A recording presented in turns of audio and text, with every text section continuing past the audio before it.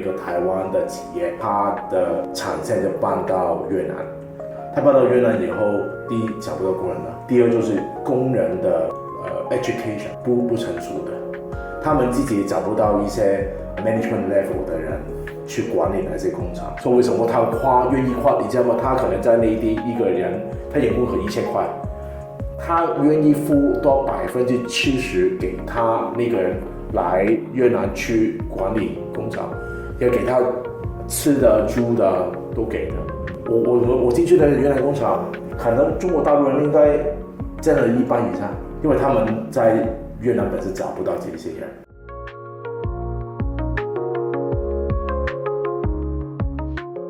今年真的比较多的活动在东南亚那一部分，在越南跟泰国，他们都有很多在中国大陆的工厂搬到哪里，然后如果从市场来说的话，越南是跟中国很像，人很多，然后解决很多比较基本的 assembly 的 process 那一种。然后泰国就会做一些比较高端的可能是 SMT 啊，然后也会处理一些汽车业比较多。新加坡他们主要是处理很多 medical 的部分，就当然是马来西亚吧，主要的都是有 EMS， 但是它有一些比较特别的产业，航空业啊，他们是坐飞机啊，这些都会有，所以每个国家都不太一样。分享一个故事吧，有一个台湾的企业，他们也在中国东莞那里的工厂，它的产线就搬到越南。它搬到越南以后，第一找不到工人了，很难找；第二就是工人的education 不成熟的，在越南没有一个 middle management 的人，只有管产线的，我就做 line manager 的人，他常常都不会在 office， 都是在产线那里。我们的对口大部分都是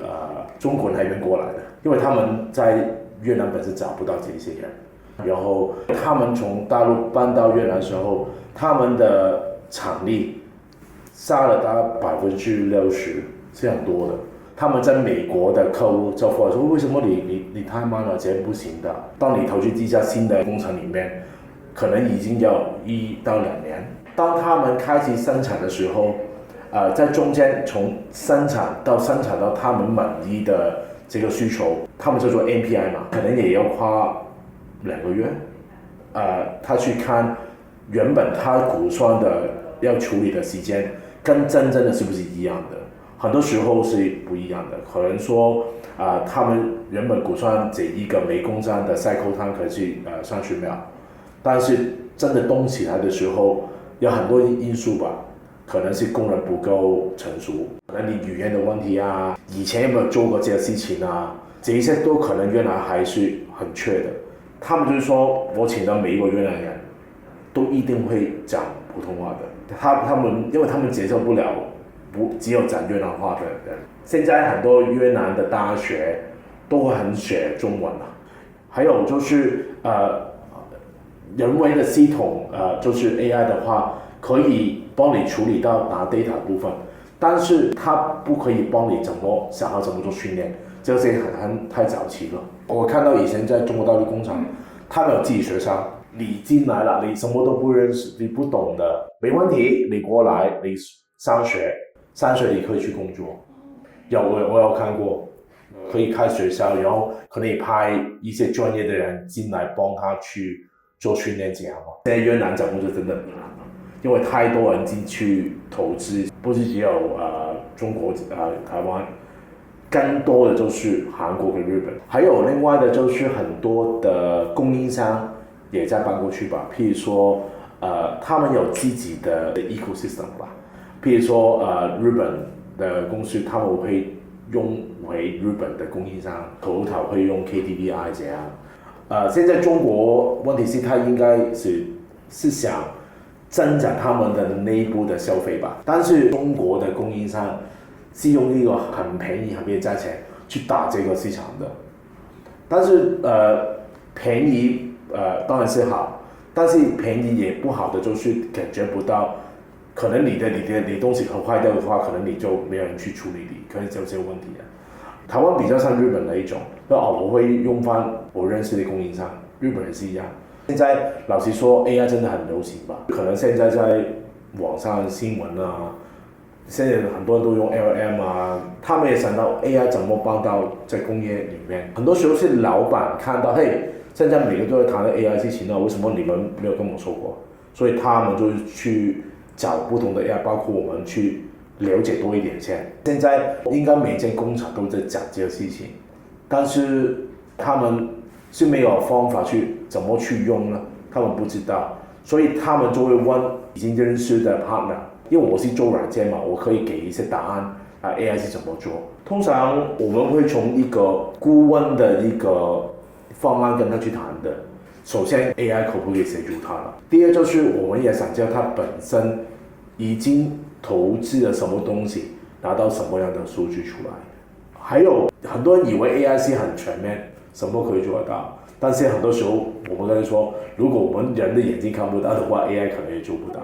所以我们会老实的跟客户讲说，但是我们也会协助客户，如果我们产品帮助不了，我们可以找我们的 partner 伙伴可以帮你去看你的 case。中小型的他们也会找 AI， 但是他可能有其他的 priority 先，可能最基本的一个 MES 系统也应该会有了，也会看看他是做什么产品。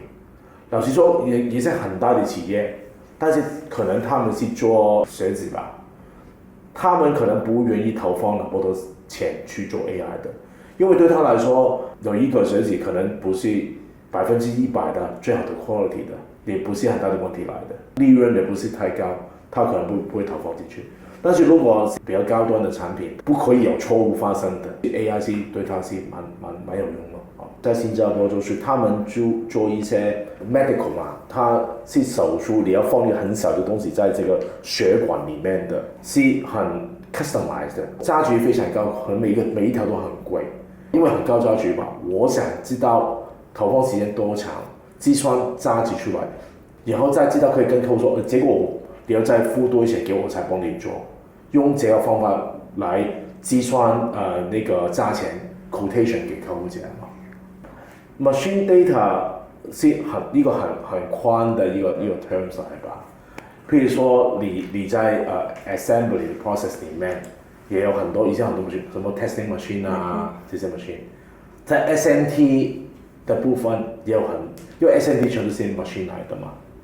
还有你说的更远一点，可能你 assembly 以后，你到 warehouse logistic 这一部分也有很多 machine 出来。machine 都导到这个系统里面，要花很多的时间，所以我的建议是，你要看到哪里问题在哪里，去计算那个价值有多高，才做这一部分。我们原本在东莞想处理，但是没有兴趣，就是 machine 的部分，因为 machine 的 data 出来以后，其实也有很多东西可以去知道的，比如说什么 NQDT 啊。也可以用 machine data 出来拿到一个 CLCA 的 report 出来所以我们这一期帮他走多一步，就是在越南哪里去跟他的 machine 做一个整合，在我们的系统里面，不只有看到 AI 的一部分，也看到 machine data 的部分，然后他们的 IE 就看到一个我们叫做 full picture 嘛。当你拿足够的 data 出来，他们就会花时间去怎么做一些 data insight 呢？怎么做 big data？ 怎么知道发生什么事情呢？现在最流行就是什么 LLM 其实现在是没有竞争者，外面 LLM 的选择没有现在可能在 consumer 那边那么多，有什么 Perplexity ChatGPT 这些，所以为什么现在是很重要的时间，去尽量拿到更多的工厂里面的数据出来，工厂的数据是很难拿的。所以，如果你拿得到的话，其实你可以赢的机会是蛮高，卖的方法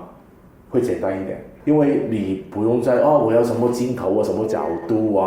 要这一些可能跟内部团队要很多沟通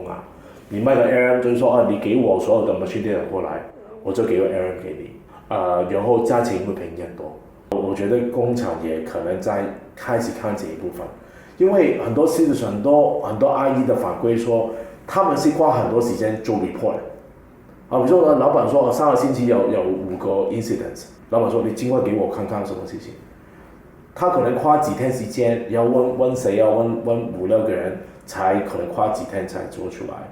现在要处理的更快嘛，问题到答案要越来越快。以前可能刚说过要等1个星期才有，现在我觉得老板也不想这样，越快越好。你1个星期错误也是整个产线会停下来的嘛。